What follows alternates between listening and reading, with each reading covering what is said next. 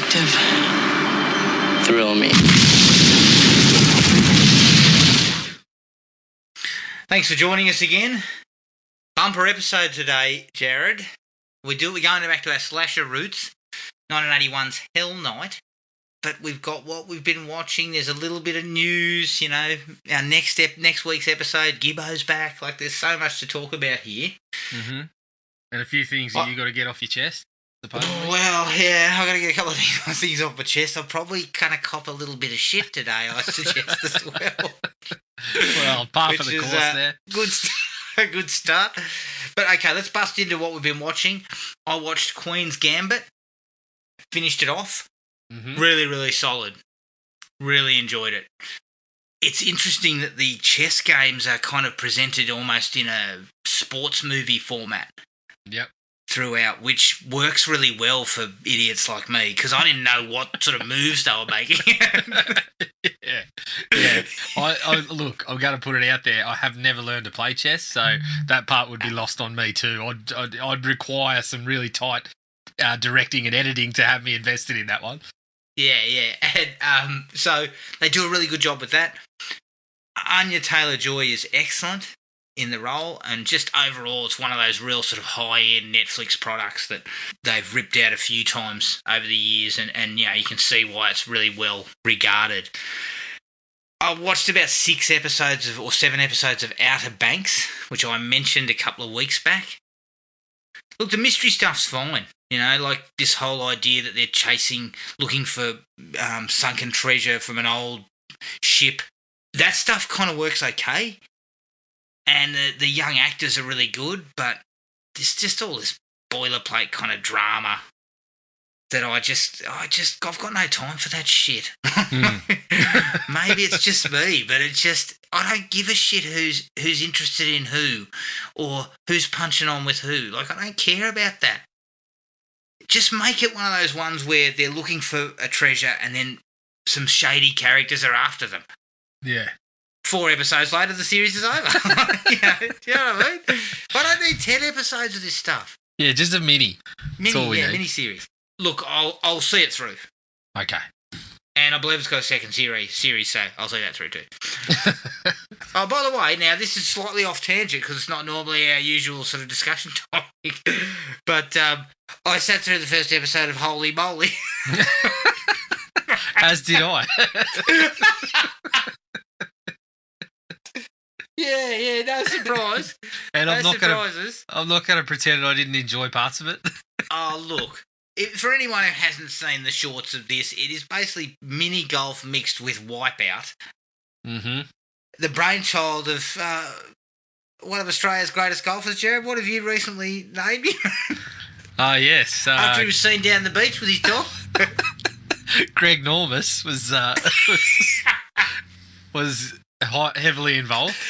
I believe they constructed the course on his dick. It's big enough. Yeah, look. Again, look, holy moly is what I exclaimed when I saw that picture of him down on the beach.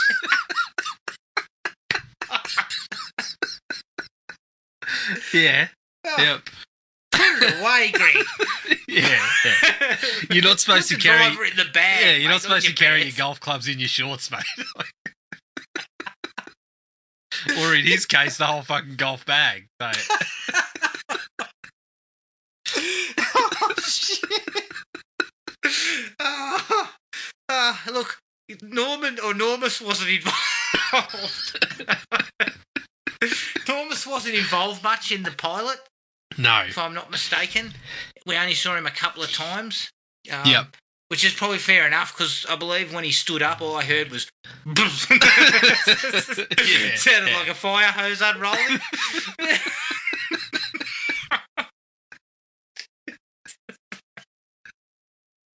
Oh, dear.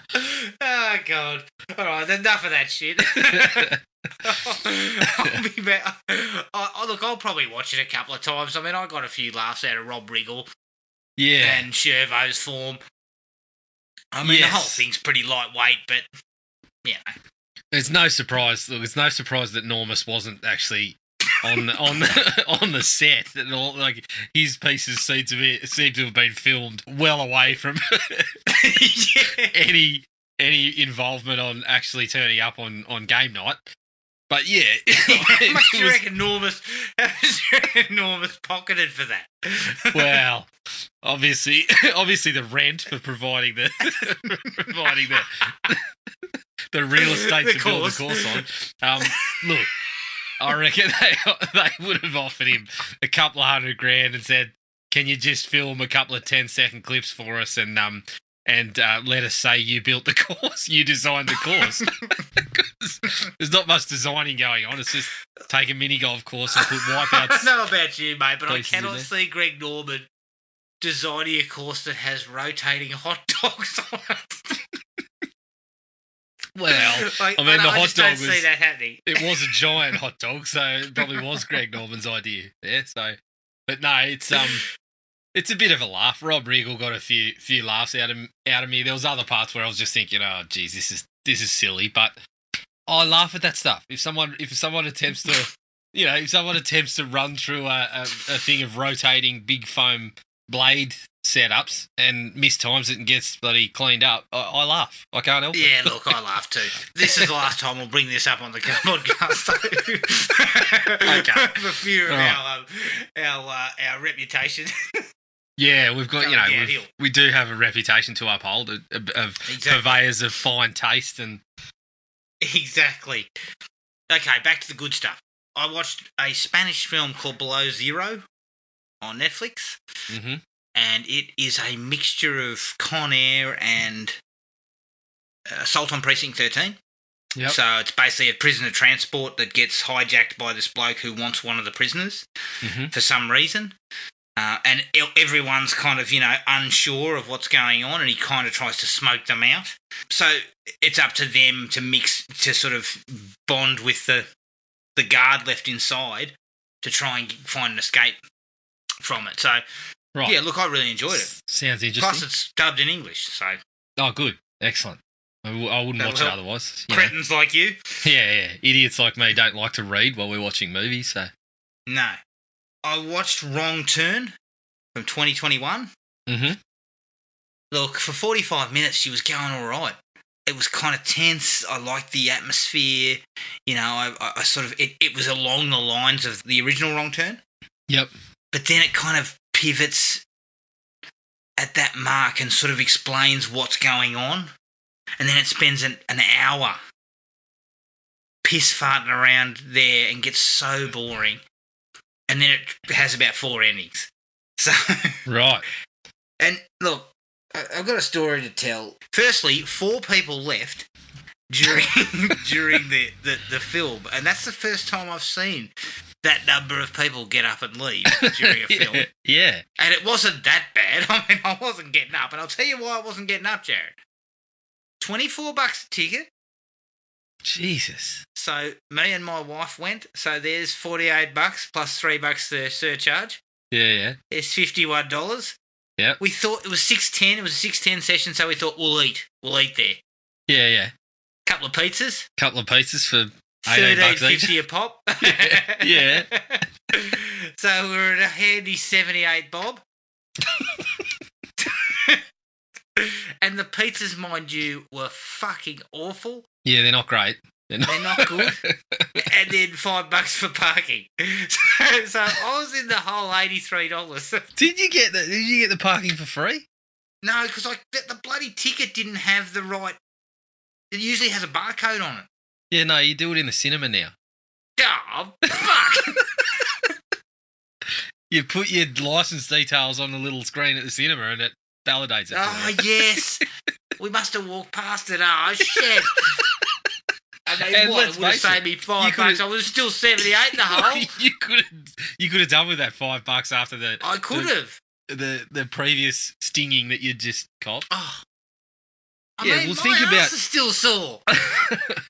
Well, think about... I mean, if we go for a bloody family film, 4 of us... I mean, Jesus Christ! Like, you do get hundreds. You get a bit of a discount on the. You can buy a family pack of tickets, which is a fairly significant discount. But then, My kids like to get the popcorn, so I indulge that and have a little bit myself as well. But that shit costs about you get a popcorn and I'll grab the Coke. That's near $20 for that as well. So yeah, it can get very hefty if we're buying choc tops and popcorn for everyone. I sat through Wrong Turn, was thoroughly unimpressed, and paid $83 for the privilege. Excellent. Jesus. See, that's why you can't leave. Absolutely. I might as well strap myself in there. It costs too much to leave. I can't leave that money on the table. You would have to. I would rather be, like that whole scene out of Clockwork Orange where he's got his eyes held open. I would have copped that at $83, no matter what it was. Yeah. Yep. Oh, God. Okay. The last thing I watched, Jared, is I watched episodes 2 and 3 of Walker.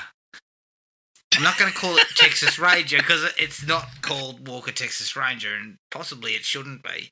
Look, it's who's watching this? Who's it for? Well, you apart are. From morons like me. It's got no. It's dramatically light. It's got no action. Yeah, well, I mean, what? What is it? Well, that's the problem. If there's not a lot of action, I don't think it's going to last very long. But I believe the numbers are all right. It's drawing. It's drawing. And this is what I'm saying. Who's watching this? Who's it actually for? It's certainly not for Chuck Norris fans. Well, mate, I don't know. There's what? I need to watch this before I, so I can develop an informed opinion. Maybe that's how they're getting so many views. People is saying, Jared Padalecki a huge sort of stallion with the ladies or something? I don't know.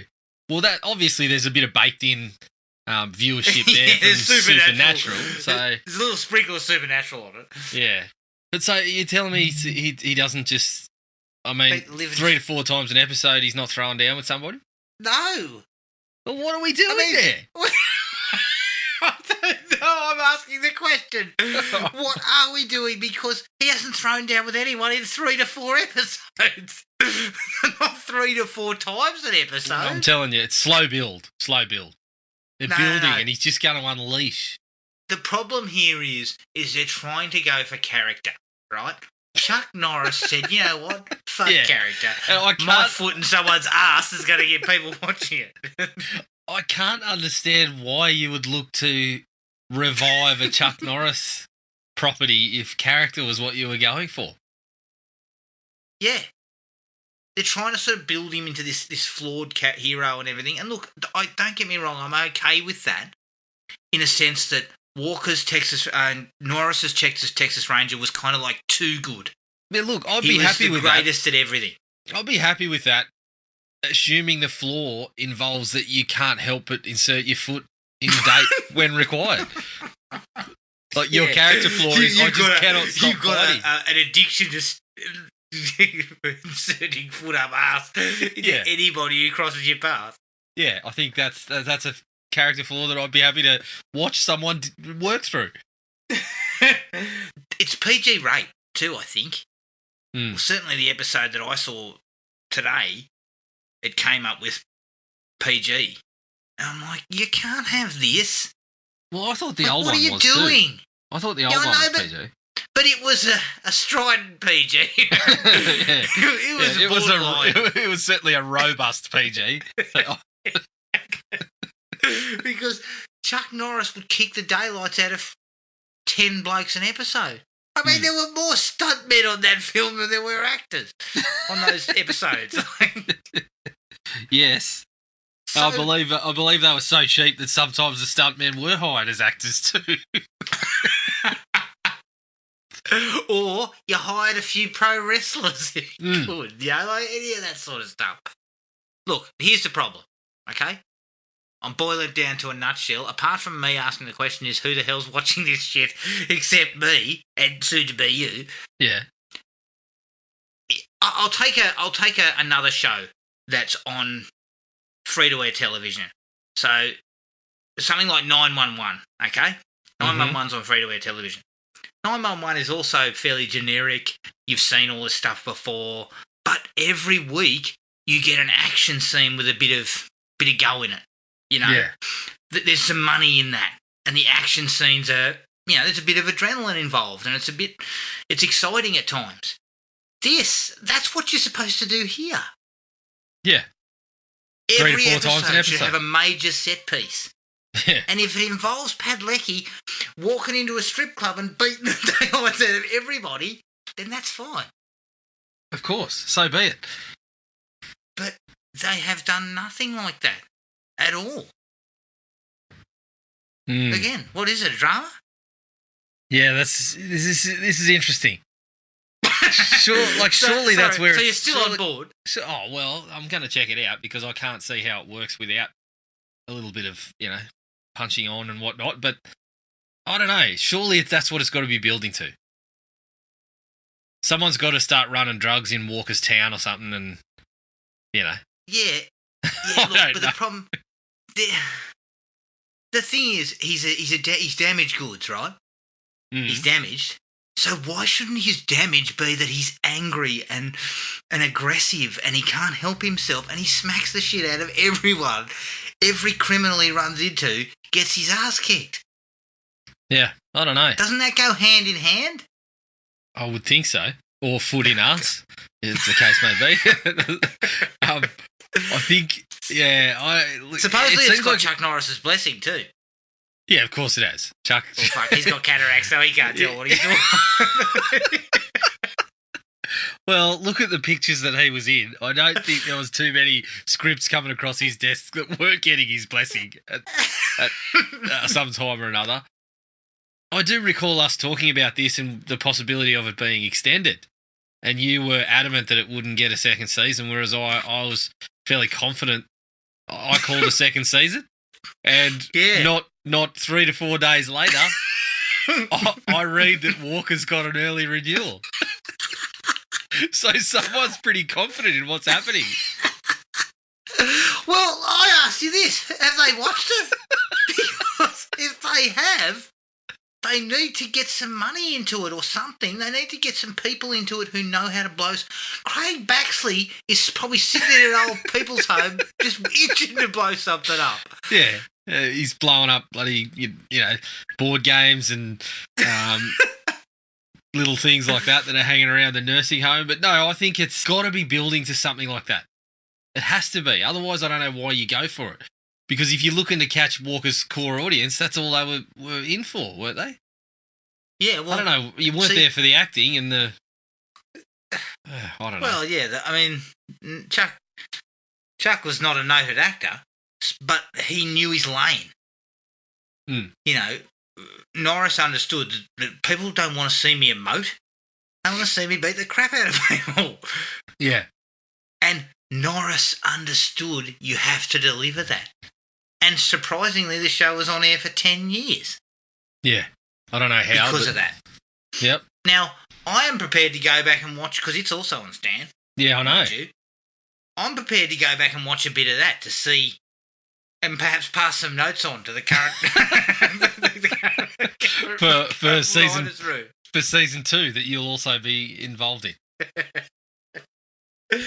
Yeah, okay, sorry, that was a bit of a rant, but that was my news as well. I think that was got a second season. I think that was wishful thinking for you, that it wouldn't have a second season, because you were secretly loving it so much that you knew you would be watching it, and you felt guilty and you felt kind of wrong about that.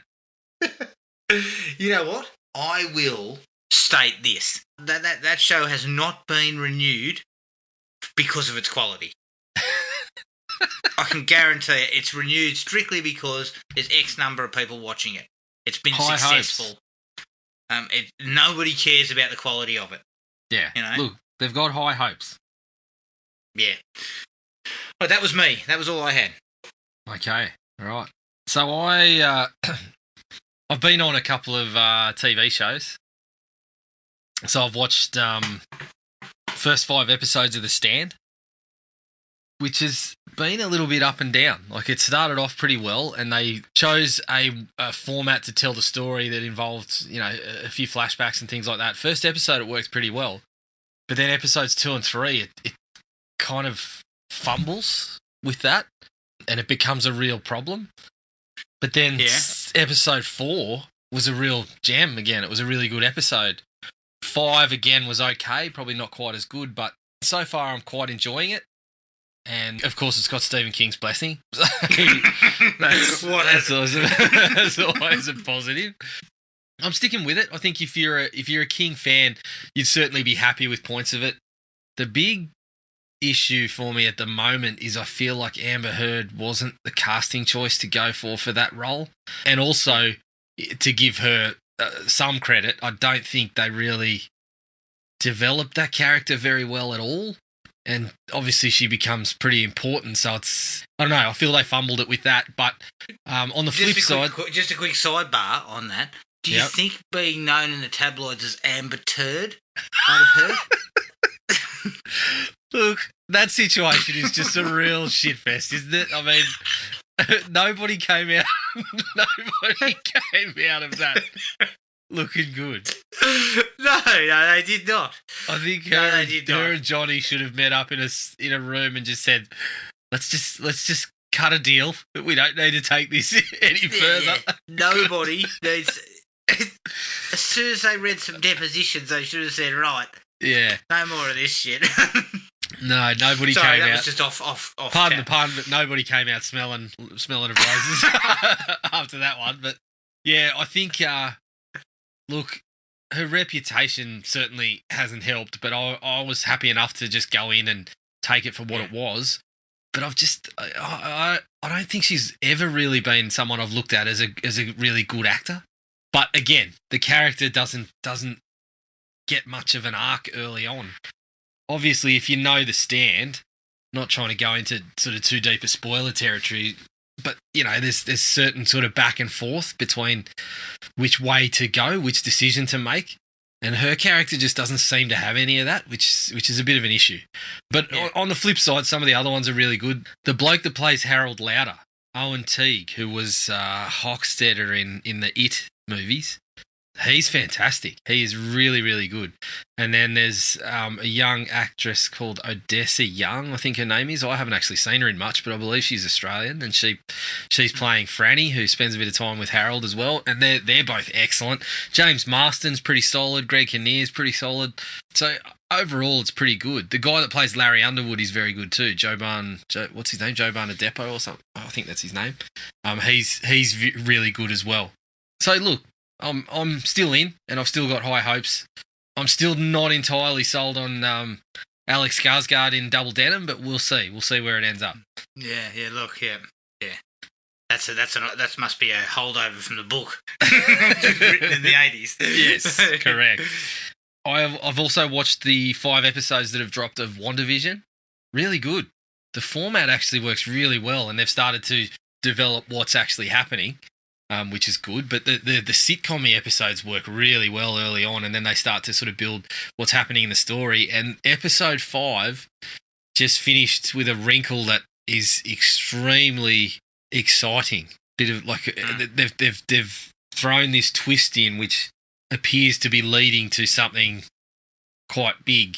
Again, don't want to say too much for anyone that's watching that, but obviously, you know, you get the sense of what they're doing in terms of properties they're buying up and whatnot, and then they throw this little twist at the ending, which is of episode 5, which is it was a bit of a holy shit sort of moment. Even though it had been theorized and I read a little bit about it, it's when it happened it was still very kind of very full on. So yeah, cool. Really, really happy with that. I also watched the Dracula that Netflix put on. I believe it was a BBC production or a co-production. It was okay, not great. There was a few interesting ideas about how to try to modernise parts of the story, but it's essentially a 3-part miniseries. So it's sort of 90 minutes each part, roughly. And my issue was that they kind of felt disconnected. They almost felt like separate movies. I don't know how much of the production there was together, but, you know, there's some talent there. There's some good acting performances. A few things that might keep you interested if it's kind of Dracula or vampires or those sort of things are something that interests you. But I couldn't say it was as an absolute gem. I came across a flick called Dream Builders with the kids. sort of like a think a Pixar movie if they didn't have the cash. I believe it was a Danish production. Right. So some interesting ideas, but not great. It's worthwhile if you need to take your kids to something. This is at the cinema. Yeah, this is at the cinema. Okay. And as I said, there's not much. $85 later. $85. Yeah, $85 later. No, you know what? That was a cheapie. It was an early session. $11 a ticket. So I was pretty happy with that. Okay. I would have preferred a better film, but that's okay. I did enjoy it enough. I got back onto the Joker. Watched that again. Look, still pretty much the same sort of feelings. Like the performance aspect of it, outstanding. But I still had the same sort of issues with it, that I felt it felt a little more sort of important than it was, and like it thought it was a bit more important than it was, and saying these grand things that when really it was kind of, a lot of it was very surface level, and the representations of certain things were a little bit off. But yeah, interesting enough to go back to. On the back of that, Amazon had put King of Comedy up, so I actually watched that as well. Watched that? Yeah. And how was that? Very good, very good. That was the first time I'd watched it. De Niro is just outstanding. He's this level of obliviousness, yet also fucking scary in the sense that he's just got no idea that what he's doing is not appropriate, and the levels that he takes it to, like turning up at someone's house and just kind of chatting away like they're friends when you've just fucking busted into someone's house, essentially. Like he's excellent. So I quite enjoyed that. Is that another Scorsese? Yes, yeah. Okay. 1982, I think. I checked out the new Batman animated one, The Soul of the Dragon, which was interesting, really. They got this character called Richard Dragon, who previously was a kind of a white savior type, Iron Fist type, taking something from another culture and then chucking a white bloke in there. They actually reinvented that character to essentially be Bruce Lee. Oh, that's cool. And so they grabbed Michael Jai White to voice Bronze Tiger. He's played that on screen, which was kind of cool to have him back to voice it, and sort of set it around that kind of 70s period and made it sort of like this mystical mix with a sort of Bondy, Bruce Lee type setup as well. And almost sidelined Batman, which was actually a pretty good idea. Feels like they kind of just got Batman to get some interest, and then threw out this story that was a little bit. He was involved, but not leading the thing. So that was pretty cool to see. I then ran into I fucking dived head first into the Leprechaun series, Adam, which I have had a little chat to you about. Oh God! So I started with the original again, which was, look, it's amusing enough in its own right, but there's some really bad things about it. I mean, like, I don't necessarily think the idea of the leprechaun in itself couldn't be used to develop a couple of scary scenes, but the way they directed it, they had fucking no chance of getting any scares out of it. Like, there's scenes where someone's in a room and then Warwick Davis will just kind of leap out from behind a chair or something, but it's just a shot with both actors in it, sort of a medium to long shot, and so all you get is somebody looking at this small-statured person who seems to have a fairly pronounced limp, and it just sucks. It just sucks any scare out of it. So I don't know. I think the approach that they went, trying to get a little bit of comedy in with the scares, is actually not such a bad thing for what the property was. But yeah, they really butchered some of that stuff. So on the back of that, instead of going through the series, obviously the last Leprechaun Returns, was a bit of a Halloween 218 approach, just being a direct continuation from the first one. So I watched that, and I was actually pretty pleased with it. Really? I enjoyed it. I think some of those problems that I just mentioned are actually done much better. I think it's directed much better. So you do actually get a couple of gory sequences and some kills where you do get a little bit of a buzz. Obviously, we've spoken about it's pretty difficult to get necessarily scares out of people that watch a lot of these movies. But there is a bit there where I say, that was done really well, and that was what I would consider a scary scene, even if I wasn't jumping out of my seat. And a little bit of humour there. So yeah, I reckon check that one out, to be honest. Right. And did you say they were on Amazon Prime? Yeah, Amazon Prime put a few of them on there. Leprechaun Returns I did have to pay for. I had to I'd already sort of committed. I'd seen it on there, but then when I looked at it, it said, you can rent this. And I thought, you sneaky bastards, you've put it in the list of stuff that I'm looking through on Prime and haven't necessarily tagged it until I've sort of jumped in and saw it there. But they'd already got me, so I paid up. You paid up. And checked it out. But yeah, I was, like I said, happy enough with that. The opposite could be said out of Leprechaun Origins. I watched Leprechaun Origins, which thankfully I didn't have to pay for. Is that the one that you said has a wrestler in the Leprechaun role? Hornswoggle. Yes. Look, it was a... Hornswoggle. Jesus. Well, it was a natural fit. I mean, he played a bloke that Irish, I believe, and was running around with shamrocks on his clothes and things like that. Cool. But yeah, this is just...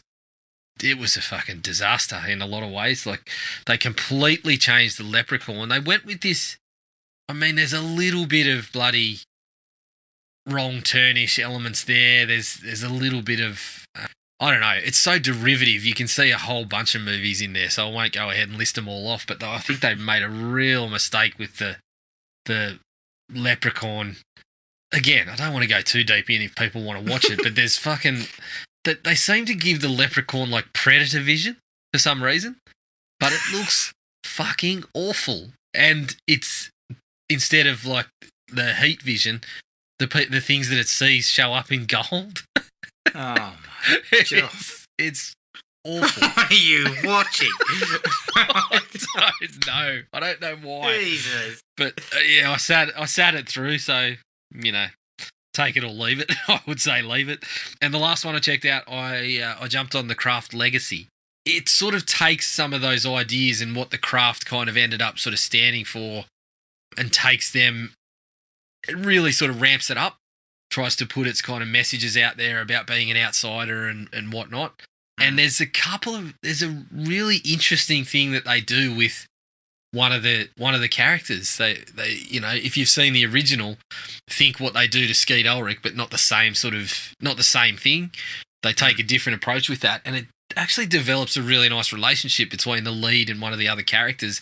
But unfortunately, it takes forever.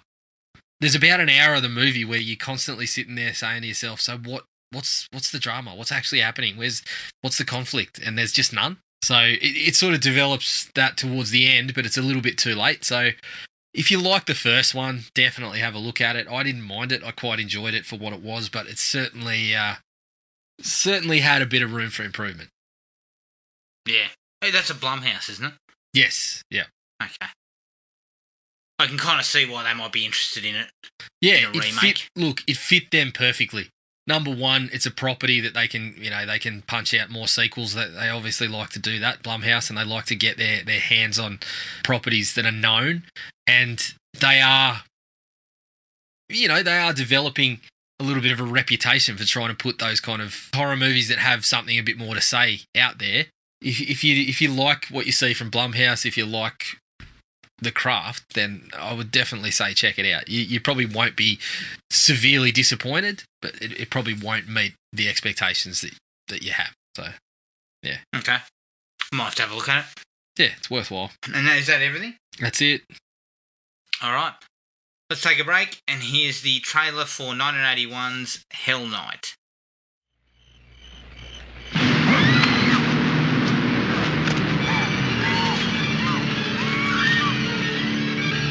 Pray for day, Hell Night.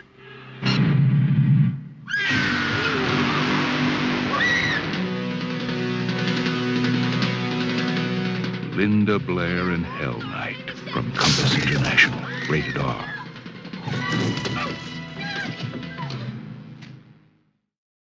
Hell Night from 1981, directed by Tom DeSimone, who directed Angel 3, the final chapter. I believe he was also the brother of the guy in front of the 13th Part 5 who parks out the front of the diner and starts going, Lana! Yeah, I believe that's his brother. He directed a movie with Danny Steineman, didn't he? Yeah, or he was at least involved with a film called... I believe there's a movie that on IMDb, I think it's called Savage Streets. It's got Linda Blair as well. And I think if you look at the directors, it's Danny Steineman and Tom DeSimone. Right. So there you go. It's produced by Irwin Yablans, who produced Halloween, Bruce Cohen Curtis, who produced Dreamscape, and Mark L. Rosen, who produced Spice World. It's written by Randy Feldman, who wrote a couple of our favourites, Tango and Cash and Metro. Oh, yes. It stars Linda Blair as Marty, Vincent Van Patten as Seth, Peter Barton as Jeff, and Suki Goodwin as Denise. The budget was $1.4 million, and the box office was $2.3 million. Now, Vincent Van Patten claims that Kevin Costner worked on the film as a grip, I did hear that. and that Frank Darabont is credited as a production assistant. Yep. Costner as a grip. Maybe they could have got him in to do some acting. Wouldn't have Yeah, hurt. that's correct. It wouldn't have hurt. Okay, what's your take, mate, on Hell Night? Overall, it's not a bad little entry into the slasher sort of canon, I suppose. I would put it close to something like Terror Train, in that it doesn't necessarily bring a hell of a lot new to the table, but it crafts a couple of decent moments, though the killer is... the concept of the killer is very derivative. The whole concept in general is very derivative. It's actually not a bad little way to set up the teenagers being separated and whatnot. There's a couple of sequences that work quite well. I think a couple of the instances where somebody stumbles upon the killer or a scare of that nature, they work out pretty well. Big issue for me is I feel like it's too slow. They do actually try more than most to craft a little bit of dread and a little bit of scare. They take their time, but there's a number of examples that I could point out where they take too much time. And you could easily have chopped 10 to 15 out of the movie comfortably without really changing the movie at all. That was the biggest drawback for me, is that there are some moments that end with a payoff, but the length of time they took to build up to that, you could have chopped a handful of minutes out of each of those and still ended with that same impact on the payoff. And I think it would have just been, a little breezier viewing. But yeah, I was going back and forth between a 2.5 and a 3. I'll be generous and give it a 3. Give it a 3. Yeah, look, I would agree. I think it's probably one of the better slashers of that era. It's actually directed with a bit of style. It's got some atmosphere. It's kind of creepy in parts. They actually go for a little bit of character development, which at times works out quite nicely. And they go for suspense as opposed to sort of tons of gore. So it's more in the Halloween mould in that regard. The downside for me, yes, I would agree. I think there's a number of really nice, creepy moments that just needed to be trimmed. And they would have been even better. There's a bit of poor acting. Yeah, a little bit. Hey, Costner, come on over here and run some lines for us. Maybe Tom DeSimone could have got his brother in there too, wagging his tongue and carrying on like an arsehole. That would have worked out pretty well. And the killer, when shot in darkness and stuff, they do some really nice things with the killer in silhouette and stuff like that. But then when you actually see him, he looks bloody ridiculous. Well, I saw, getting towards the end, I felt it looked like a Scooby-Doo villain. Like he was going to pull his mask off. And yeah. So those are some sort of just parts that didn't sort of gel for me, but it doesn't take away from.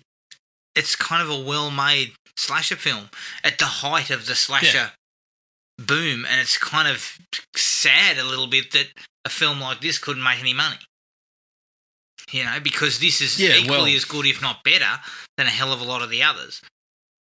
But not only that like you've got films. I don't want to kick it again, but something like Madman probably has more of a, like, you see it on more lists of things you should check out than than Hell Night. And watching this, it's a far better movie than Mad Men. Yeah, exactly. So it doesn't have that underrated kind of gem reputation when people kind of put those lists together. I mean, I have seen it mentioned a few times, and I'm not saying there's not a fondness for it. There definitely is. It's had its sort of Scream Factory release and all that sort of business. But yeah, it's certainly one of the better ones I've come across. I think that if you looked at it, the reason why it's not held in such regard, I think, is probably because it lacks those sleazy kind of slasher movie elements that something like Madman has. A little bit. Which is that sort of, yeah. Well, in Madman's case, shit filmmaking. But, like the gore and the stupidity of something like Madman. Yeah. That kind of transcends. Yep. People are watching Madman, they're laughing and they're having a good time with it. Whereas this is fairly straight, which is probably the reason why it gets overlooked. And the same with Terror Train. Strangely enough, Terror Train's probably a pretty good comparison. They're both very straight slasher films that don't do away with a lot of the sort of the excess sort of crap that's in there. But overall, I mean, I actually ended up... Because I gave Slumber Party Massacre 3, I think. I mean, that was for laughs a fair bit. But I'm going to have to give this one 3.5. Because I think this is very well made. Under the circumstances of a $1.4 million budget in such a interestingly difficult location, I think they wring a fair bit out of it. So, yeah they do, I'd go 3.5. Sure. Tom DeSimone, look at you. Killing it. Genius. I better hire Savage Streets. I think it might be on Amazon Prime. Yeah. Or is it on... It might be on Tubi. Look, it's on YouTube. I checked. You checked. All right.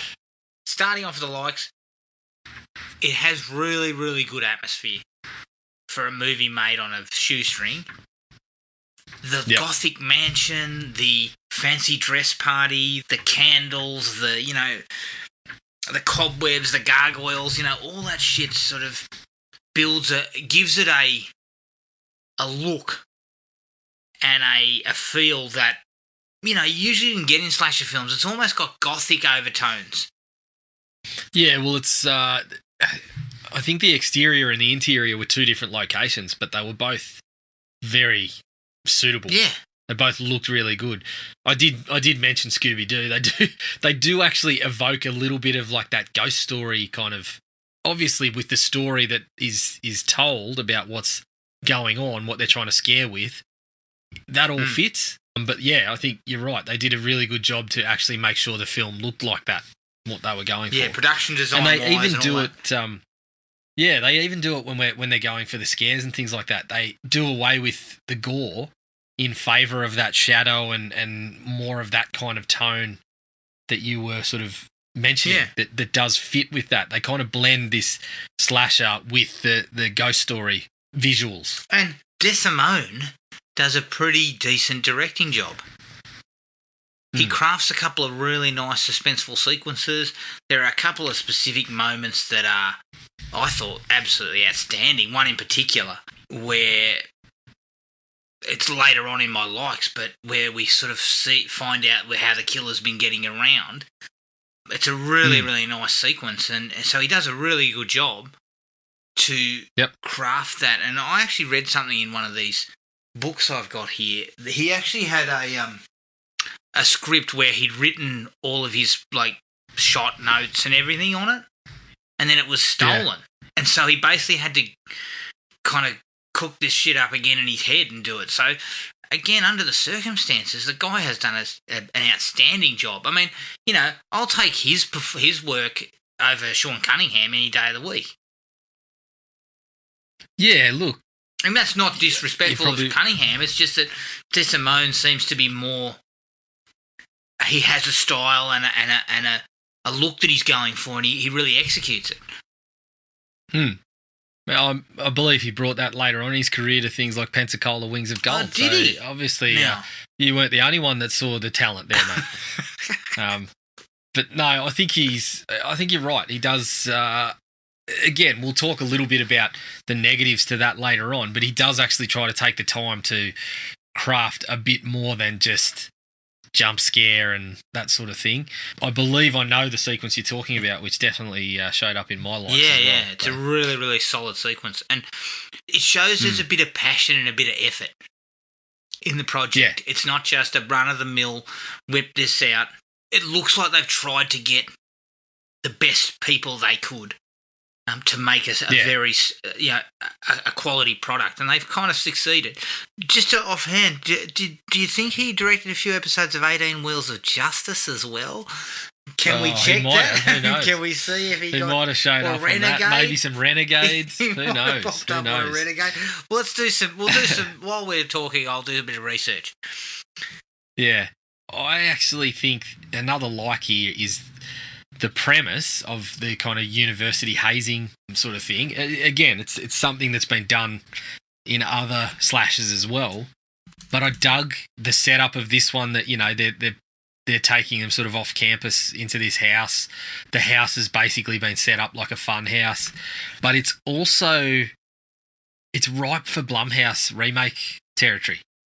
The whole university hazing stuff is still sort of topical, and they don't necessarily tackle that here, but I'm looking at it and I'm saying this would be a good one to do again and see what we could do here. But I like that setup, the way that they kind of locked the four of them in the house and basically said the only way to get out's the gun, which they then use for a bit of shock value later on. I think it's a neat setup. Yeah, I agree. I think that's a really solid opening sort of premise to the picture, and as you said, getting people into this house and then splitting them up, and it works.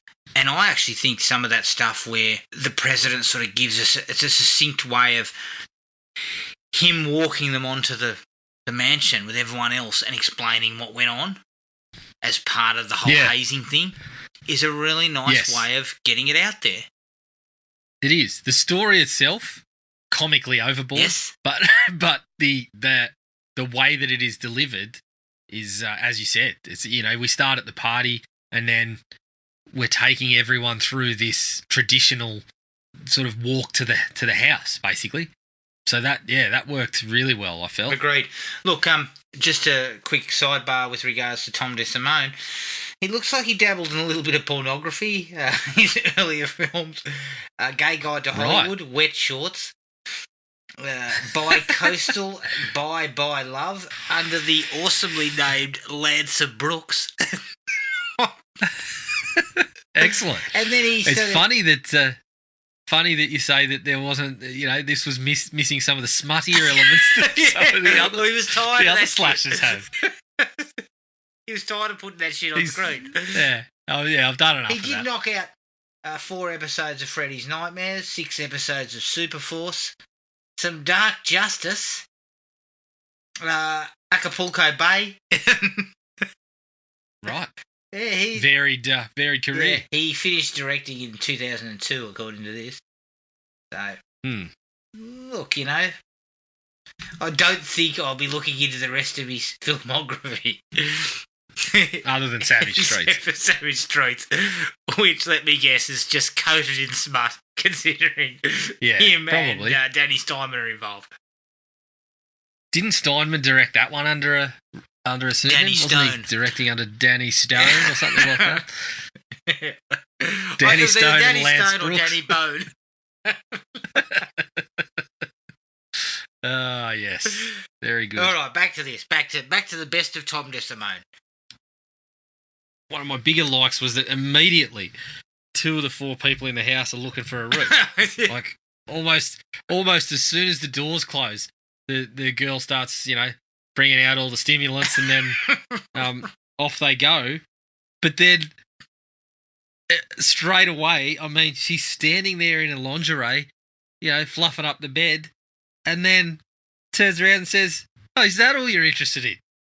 And then starts looking to have a conversation. I'm like, well, in the moment, yes.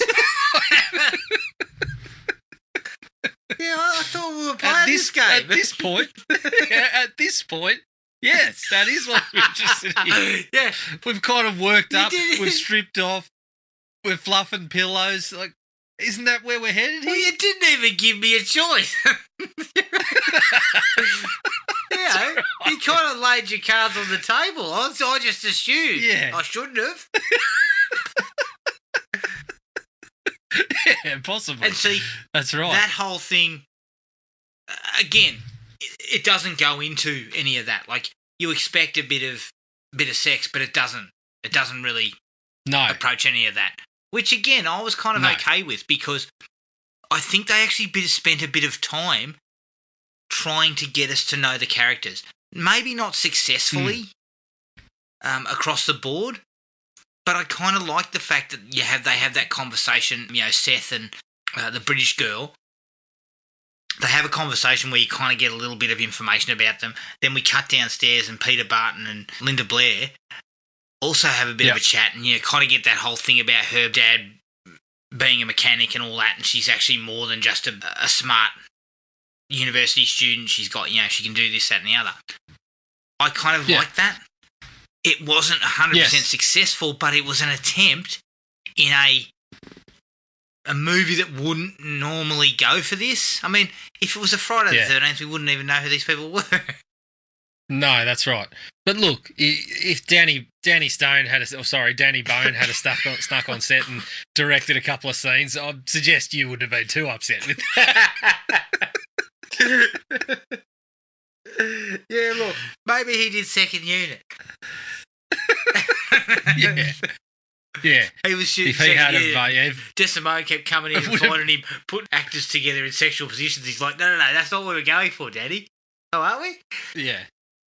I reckon if he had showed up, it would have been a very different film. Yeah. Well, it would have been Friday the 13th Part 5. A new beginning. That's right. So, actually spend a bit of time, which I think it's kind of... I kind of like the fact that they tried to do it. Even though it's not great stuff. But we do know these like you characters. Said, it doesn't end off completely successful, but the point where they are talking, I like that she's a little bit giving you a little bit of unexpected kind of back and forth when they're having a chat in the bedroom to start with. I thought that was heading in the right direction. Agreed. I actually really like that sequence where the girl who's outside, her name's May, I think, after she wanders off after being called a twat, which I I did a slight sort of double take, because I was like, when was the last time I heard that on film?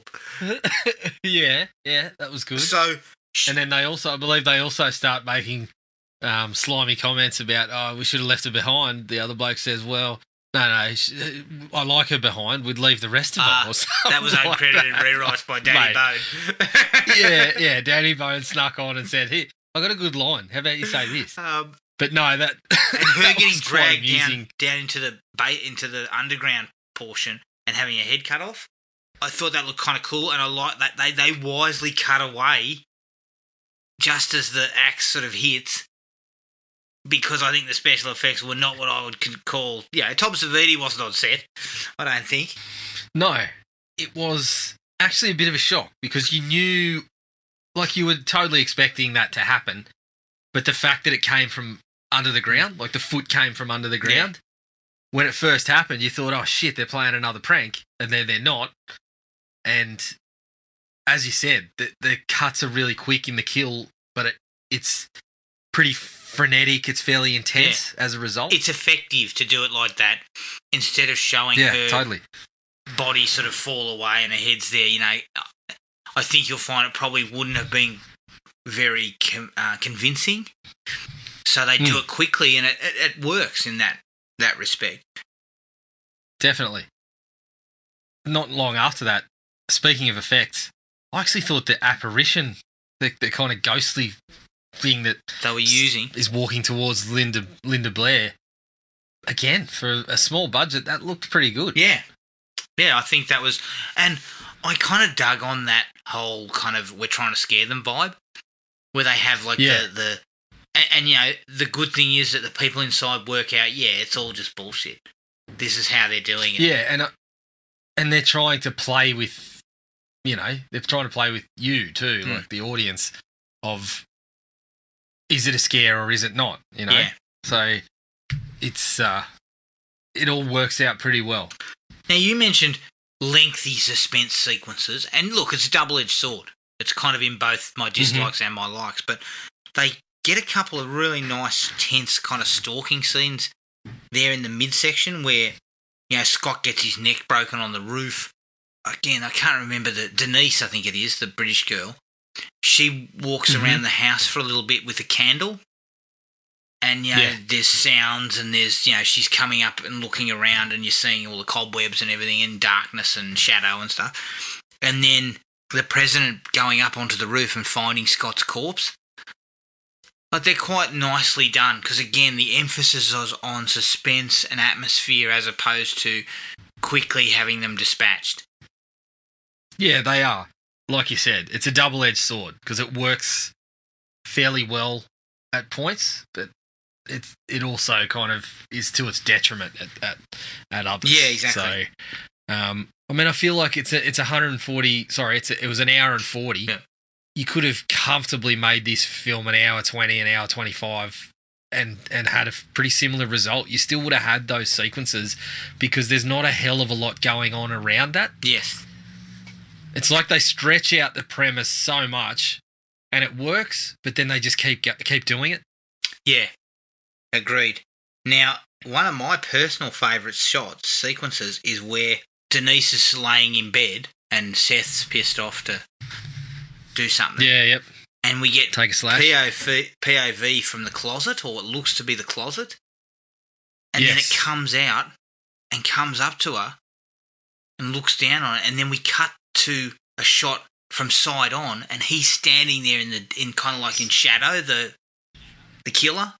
He's kind of standing over her, and it's really effective. Like, you can't see his face. You can just kind of make out a bit of profile and slightly that his clothes are a bit kind of ratty and that. But it doesn't quite give away exactly how he looks, and it was really creepy shit because it was kind of like that whole idea of she is laying there unaware that someone is standing directly over her. Yeah, definitely one of my favourite sequences, and like you said, it's just a scary idea. Yeah. It's just a scary thought to put out there, and it's, the fact that it's well directed as well. Certainly helps. Certainly one of the best sequences in there. And then him finding her head in the bed. Yeah. Nice touch. It was a very nice touch. Yeah. It adds that kind of, because they've gone away from the gore, when you get that, you actually get a little bit of a shock. Because there's a head there and it's cut off and there's blood around it and all that sort of stuff, and it's reasonably effective effect. Yeah, definitely. By the same token, the one where Marty's laying on the bed and Jeff's kind of propped up against the bed and talking to her, it only lasts for about 30 seconds. But again, it's taken its time. It's just that single shot. I think they're sort of zooming in a little bit as it happens, but the rug in the background rising up, fucking outstanding. It's just really good stuff. Really creepy shit. Because you're not focused on that. You're focused on the two actors, and then suddenly go, oh shit. And this big it's a little bit out of focus out behind them. And I also love the fact that they don't actually uncover him fully. He gets stabbed and he falls, and then he's disappeared because he's fallen directly above the hole that he came out of. Yep. So I kind of dug on that too. I thought that was really, really effective stuff. It was great stuff. I like the fact that Seth, when he eventually gets out, he actually arms himself. He finds the guns in the police station. He takes them. In 1981, characters were thick in these movies. Like, they were thick. Yeah, well, it happens a couple of times. Like, he makes some pretty good calls, but then it also sort of happens when Marty goes to get the gun. Yeah. Even though it's in a sort of precarious position that we might be in a bit of danger, and of course trying to heighten the scare there as well. The fact that she says, no, we're getting the gun is, exactly, again, pretty decent call, even though you could bring that one into question, saying it was a silly call because you knew the killer was still around, but you'd rather have it than not, probably, in that situation. The thing about it is the gun comes into play after that. Yeah. And is actually useful. You know, it's not just you get the gun and then you drop it, or you fire a few shots and you miss and all that type of stuff. She actually uses the gun purposefully, and it ends up, not to spoil it, as it's one of my likes just down the track here, but it actually becomes a useful tool. Another good creepy sequence and another really cool shot of the killer is where they find all the corpses in the tunnels. Yeah. And then you get a shot of the killer standing in the tunnel and he's backlit down the other end, and you can't see his face again. And he starts running at them. Yeah, it was excellent. Yeah, really, really cool. And again, that creepy idea of seeing this person in a distance who's after you.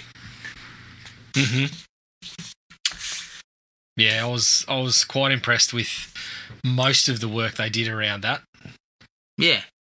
Oh no, that's right. The gun was used beforehand. The idea that there are two killers. Yep. I thought it worked.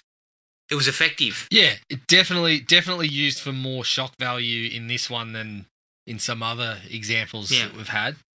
But yeah, definitely worked because you thought, obviously, he'd been shot, and then going into spoilers here, but we get the killer bouncing back up and getting shot again.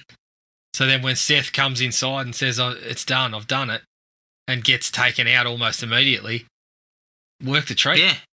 And the fact that, because initially too, when he gets grabbed, I thought that killer was still alive.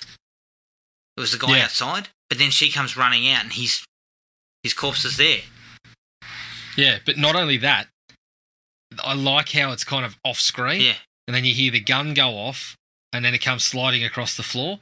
It sets up another one of those sort of cliched, oh, she's going to try and go and get it and the killer might still be there.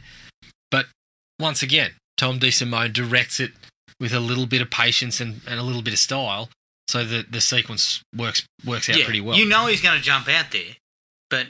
Oh, fuck. If you're just expecting it. Because he takes his time. He's building up when's it going to happen. You know? And my final like was the jump scare when he leaps on top of the car.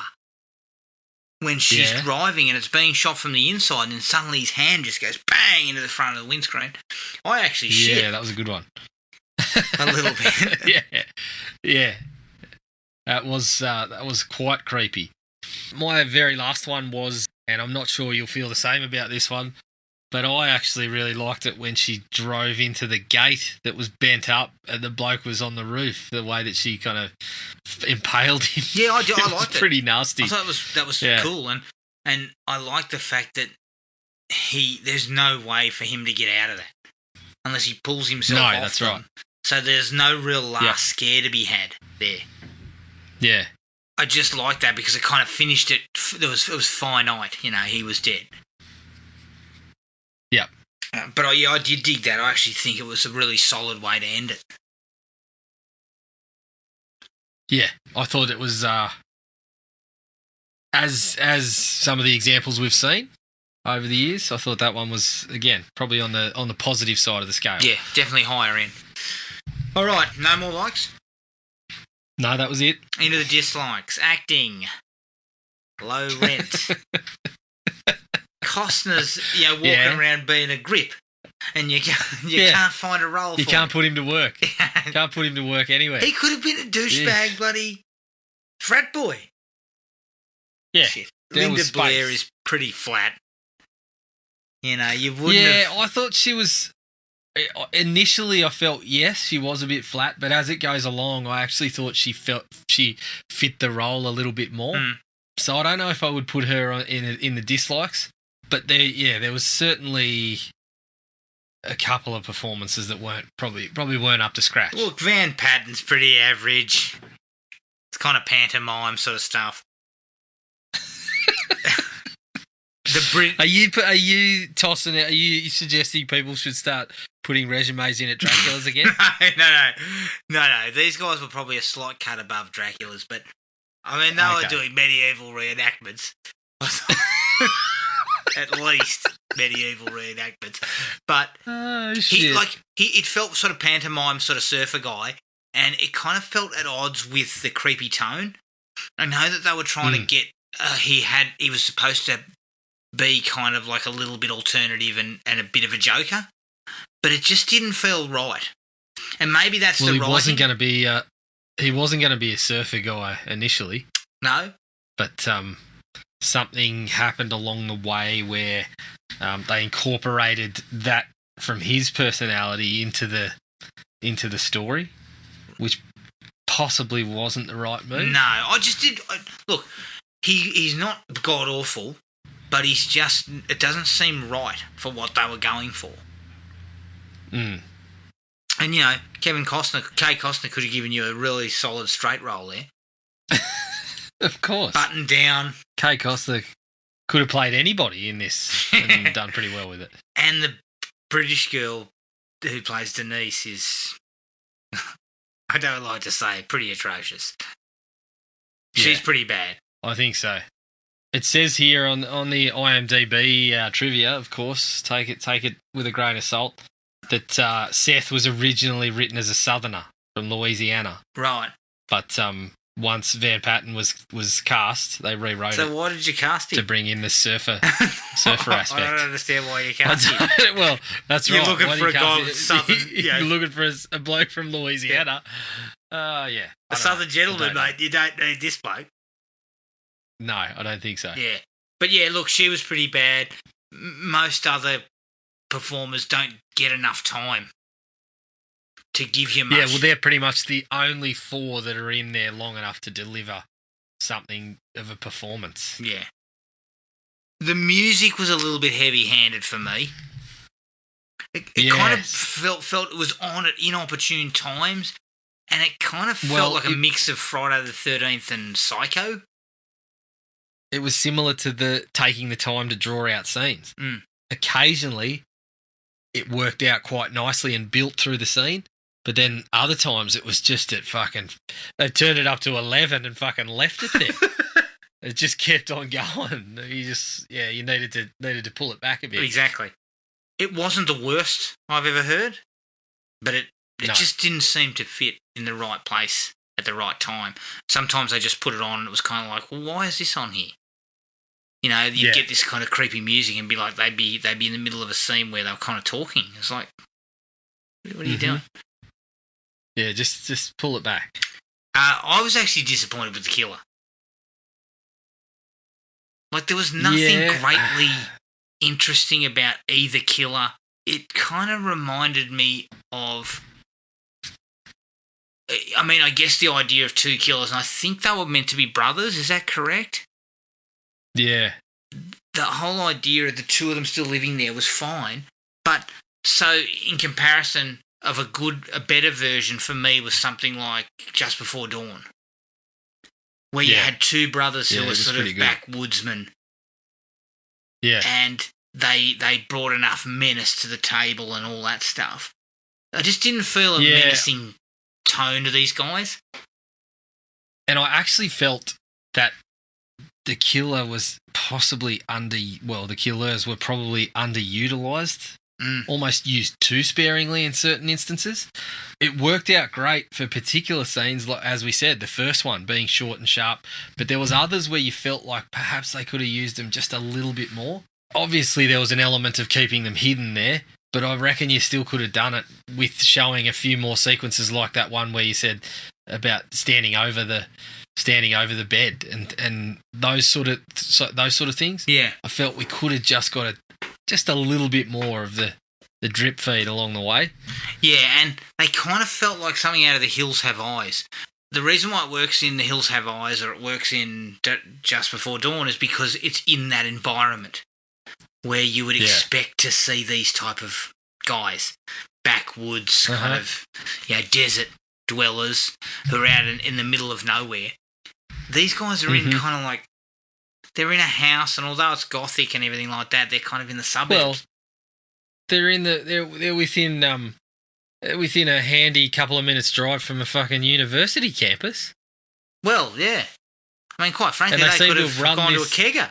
for all we knew. Yeah, they seem to have run this Hell Night a few times without these two peanuts interfering. So there's a couple of questions to ask about that, but that's for another time. Agreed. Look, the film is overlong.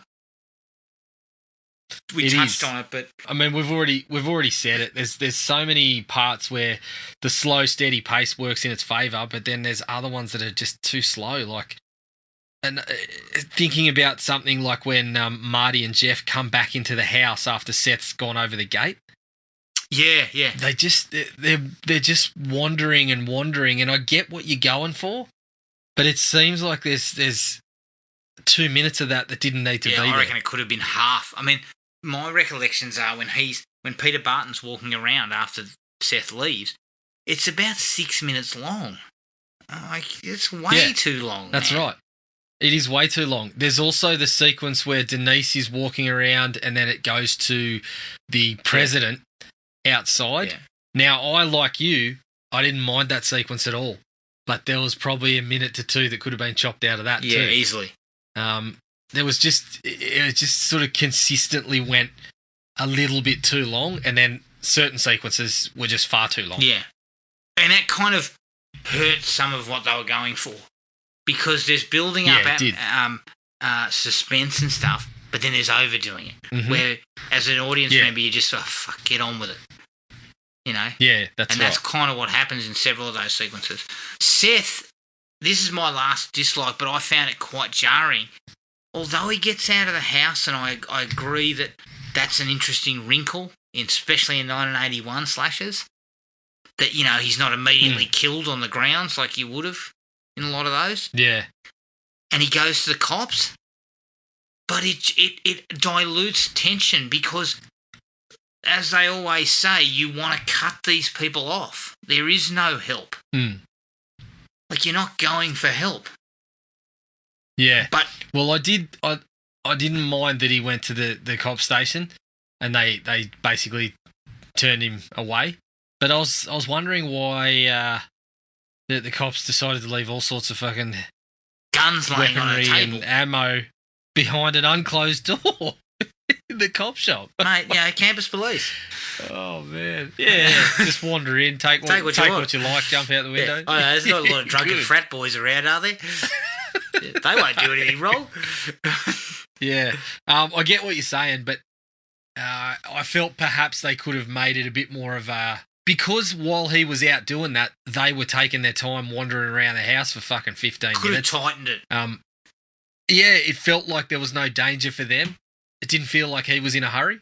But also... Or he needed to be in a hurry. Also, I feel you needed to nail the fact that the cops were never going to believe you. So you needed to have it early on that they'd played a prank and the cops were called and they turned up and they were like, fuck, you blokes, you're doing this all the time. And then when he gets there, they take that as the example. We're not coming out because you've already done this. But they don't do that, and so it's artificial that they wouldn't believe him. I mean, I know he's a frat boy and he probably stinks of grog, but, he's saying people have died. I think if I'm a cop, I'm going, well, we better go and have a look. Yeah, that's right. And even though they have the line of, you guys have been pranking us all night or something like that, it doesn't matter. Like, it doesn't hold any weight because you didn't show us that they'd been pranked and the cops had been caught out by these guys previously. Yeah. And you could have set that up in the first 5 minutes where they're doing that dollying shot through the party and everything. Yeah. They'd take plenty of time on that. So you probably could have done something. Exactly. So that was disappointing because to me, that then breaks him away from the group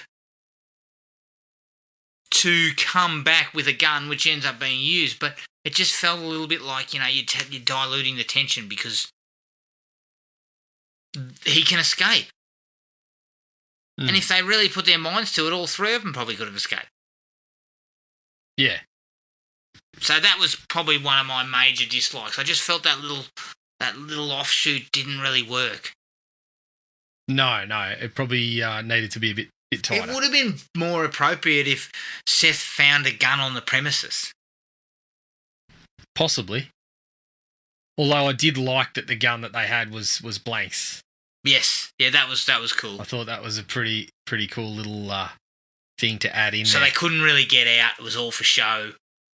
They were being played, and the fact that the president was on site and he had the key, so it was all fairly organic, in a sense of getting out of there was actually doable. It just you had to put in a bit of effort. Yeah, all that stuff worked fairly well. That was it for dislikes for me. What about you? Well, we did talk about the sequence when they're walking in and getting the backstory. The backstory, I mean, holy shit! Talk about of the times and things like that. Yeah, we're talking about a sequence of dialogue that contains Lillian Garth was a hopeless simpleton. Only thing she was good was child rearing, and she wasn't very good at that. That's a little bit untidy. Same speech. We're talking about a mongoloid boy named Morris who brought great sorrow, and then essentially they just continue to stack on until Raymond Garth supposedly ends up killing his entire family because they've got disabilities. Like, Jesus Christ, talk about untidy. I mean, we'd got over that with Jason a little bit, but there was only one child that was mentioned there. Here we just kept on piling on the poor fucking family. We had an entire family, and Dad was just seemingly it destroyed his life. Fuck. We're talking about representing people in a decent light and a decent fashion. There's probably not the best example of it. Even in 1981, you might have received a little bit of flack for that. Yeah, I think so. I would hope so. Now you wouldn't get that past anybody. No, that's right. It was pretty ordinary. Yeah, definitely. But even it was not something I was massively enthused by. No. And like I said, it was sort of comically over the top that they were sort of going to these lengths to try and build up. Basically, there was a point where I thought the entire family was going to be in there. Yeah, well, that would have been interesting. But, I mean, I've got question marks. How do they eat? Like, what are they eating? Well, I mean, shit. There's probably a bit of probably shooting a few rabbits on the property or something like that. Are they? I don't know. You could probably get something going on there. They kept the place neat and tidy, which was good. Look, they're probably getting light and easy delivered. Yeah. Get a just drop it out, leave it out in the front of the fucking haunted mansion. Get a bit of Hello Fresh on the doorstep or something like that. You'll be right. Yeah. Look, further to the killer. I also found a lot of the grunting and shit and the whole grabbing of people's faces. Every single time someone was killed, they'd kind of grab their face. Yeah. You probably could have done away with some of that. Yeah. Just to perhaps leave some mystery. Well, I think there was... I got the sense at one point that it was to sort of frame that they were physically imposing. Yeah. But you're right, it happened almost every time. Yeah.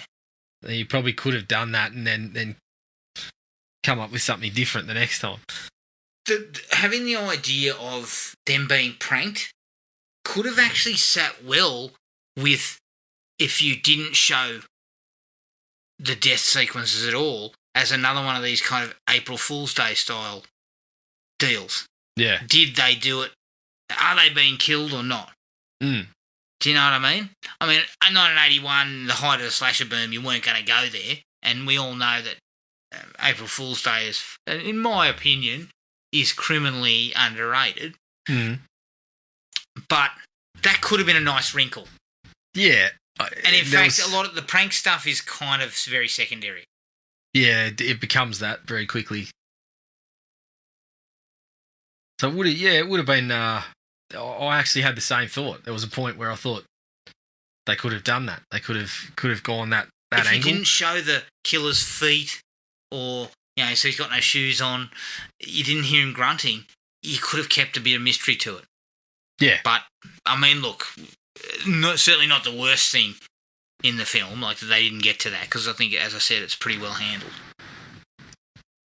It is for the majority of the piece. Anything else? No, that was everything for me. All right, that is Hell Night. You can find us on iTunes, Spotify, and Podomatic. Send us an email at thrillme@iinet.net.au. We're on Letterboxd. We're also on Facebook at Thrill Me Podcast Australia, Podomatic at thrillme.podomatic.com, and Instagram at Thrill Me Podcast. Please rate and review us on iTunes, Podomatic, and wherever else you find us. Now, next episode, Gibbo is back.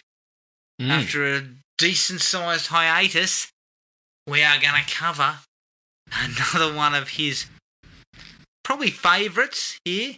Yeah. Rambo. Needs to wash the aftertaste out of Last Blood. He needs to. I mean, we had the last 2 episodes he's done is Rambo Last Blood. He got some mouthwash with Armageddon, I think, but not as much as he was hoping, because I believe we all thought Armageddon was a 5-starer.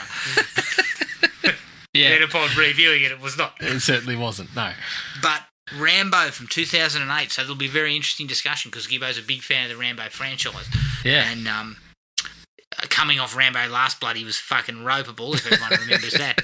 So it'll be interesting to hear his thoughts on 2008's Rambo. But until then, take it easy, and we'll catch everyone later. Cheers. Find the podcast at Podomatic or on iTunes. Don't forget to rate and review. Like us on Facebook at Thrill Me Podcast Australia, or contact us at thrillme, all one word, all lowercase, at iinet.net.au.